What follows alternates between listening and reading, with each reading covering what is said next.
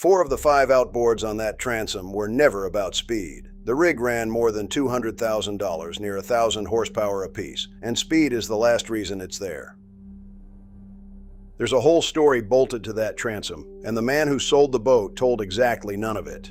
A dealer makes his margin on the rig, and every engine he hangs is another sale today and another service ticket every single year for as long as that fella owns the boat.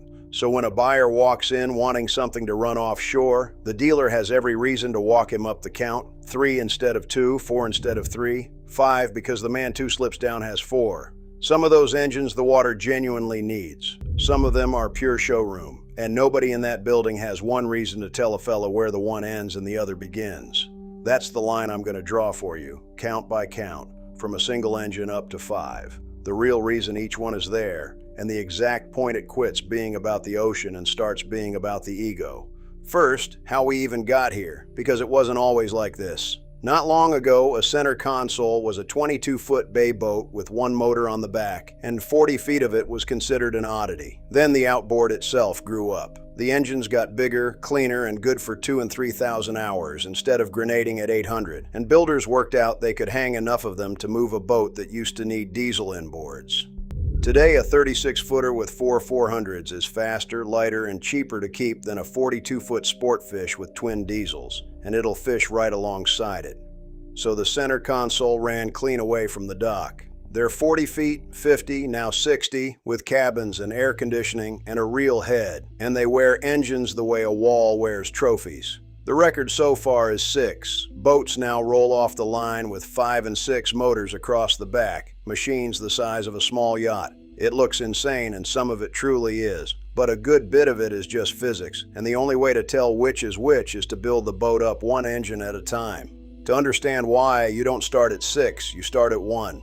One engine is the honest floor, and for most of the boats on most of the water in this country, it is exactly enough. A bay boat, a flat skiff, a near-shore 20-footer that never runs more than a few miles from the ramp, one modern 4-stroke does everything the boat will ever ask, sips its fuel, and hands you one service bill a year instead of 5. The whole argument for a second engine falls apart the moment you admit you never leave the bay, because the reason a man goes past one engine is not more fun, and it is not more speed. It's a single sober question. What happens when this engine quits, and how far from home am I when it does? 10 minutes from the ramp in flat water, the answer is you call a buddy or you paddle. Somebody's always coming by, and your worst day is a sunburn and a sheepish call to the towing outfit. That answer changes completely the day you point the bow at open ocean, and that is exactly where the second engine earns its keep.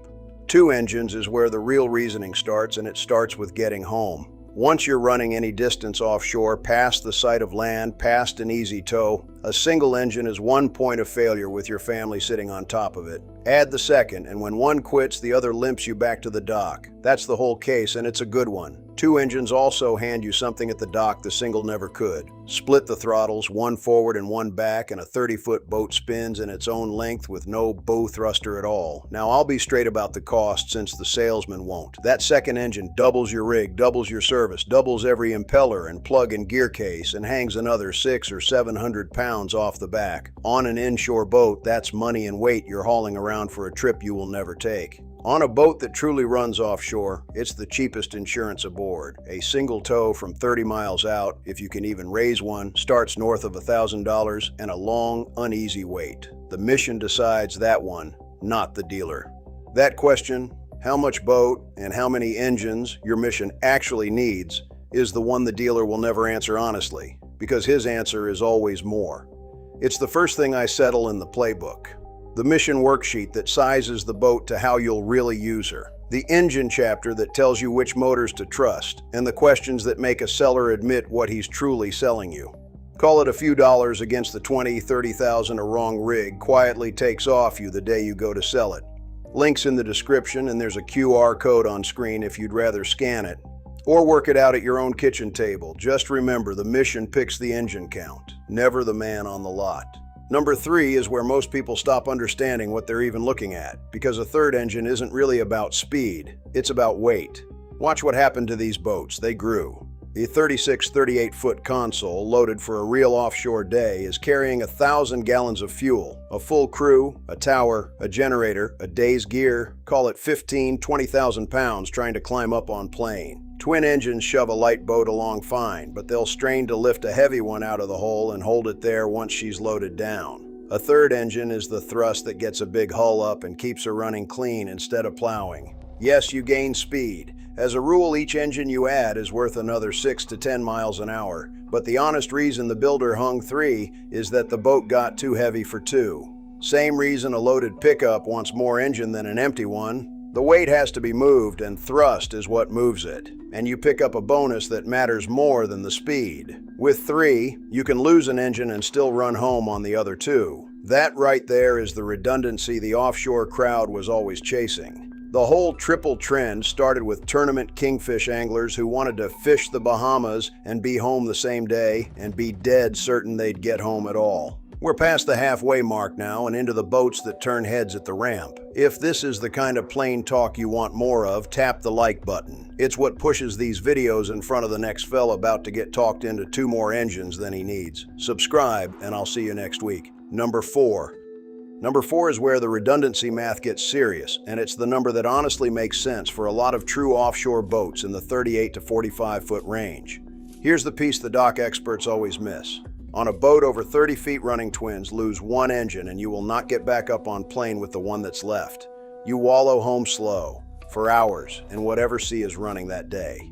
Go to 4, and you can lose an engine 40 miles out and still climb up on plane and run home on the other 3, at 3/4 of your power, before the weather turns on you. Wallowing home at 7 knots with a storm building behind you is how people get hurt. Running home on plane is how they don't. That is a genuinely different kind of safety, and I'm not going to stand here and call it a toy. Put your grandkids in a cooler 60 miles into the Gulf, and that 4th engine is the reason everybody's home for supper instead of on the radio calling for a tow at dark. That one I'll defend all day long. The trouble only starts at the next number, the one where the water quietly stops being the reason. Which brings us to 5 and 6. 5 outboards, 6 outboards, well over 2,000 horsepower hanging off a single transom on boats like the 60-foot Midnight Express or the 65-foot HCB. Center consoles the size of a house that cost a good deal more than one. Now, a handful of these are the real article. The biggest hulls, 50 and 60 feet and 30-odd thousand pounds, genuinely need that much thrust just to move, and a boat running to the canyons 100 miles out can honestly use the range and the get-home margin. I won't take that away from them. There's a 43-foot Midnight Express that wears 5 400-horse racing motors and runs the thick end of 90 miles an hour. For a man chasing a marlin 2 hours offshore with a schedule to keep, even that has a real job to do. But for most of the 5-engine boats you'll ever watch idle out of an inlet, that last engine or 2 crossed a line. It quit adding safety anybody will ever use and started adding a number you can read from 3 docks over. That 5th engine isn't horsepower you need, it's jewelry that burns fuel. And the man who sold it knew the difference cold, even as he let you believe the ocean required it. Now let's total up what all that iron truly cost the man who owns it, because this is the part the transom photo never shows you. Start with the engines themselves. A big 400 runs, 30-some thousand dollars. A 600 V12 better than 70. So a rigged quad or quint is $150 to well over $200,000. More than plenty of folks paid for their first house. Then it never stops. Every one of those engines wants its full service every single year. 4 and 5 and 6 times the bill of a single. Every one of them drinks. A quad wide open can pour 150 gallons an hour straight over the transom. Fill the tanks on one of these and you'll hand the fuel dock better than $3,000 and burn through a good piece of it in one hard day offshore. And everyone is a powerhead waiting its turn to fail. When one lets go, that's $15,000 to $30,000 to repower it, times however many you hung out there. Your insurance rides on the value of all that machinery too, so the premium climbs with every cowling on the transom. Then the day you sell, the pool of buyers who can afford to feed 5 engines is thin as pond ice and the boat just sits. The very engines that made her special on the dealer's lot are the exact thing that makes her a stone to move when it's your turn to get out. What would I actually put my own money on? For the water most people run, inshore. The bays, a few miles out, one good four-stroke, and I'd never once apologize for it. For a real offshore boat that carries people I love past the sight of land, twins at the minimum, and I'd happily pay for a third or a fourth for one reason, and one reason only. So a dead engine is an inconvenience and never an emergency. That's the whole honest ladder. Every engine up to the one that gets you home is money well spent. Every engine past that one is quietly paying the dealer's boat note for him.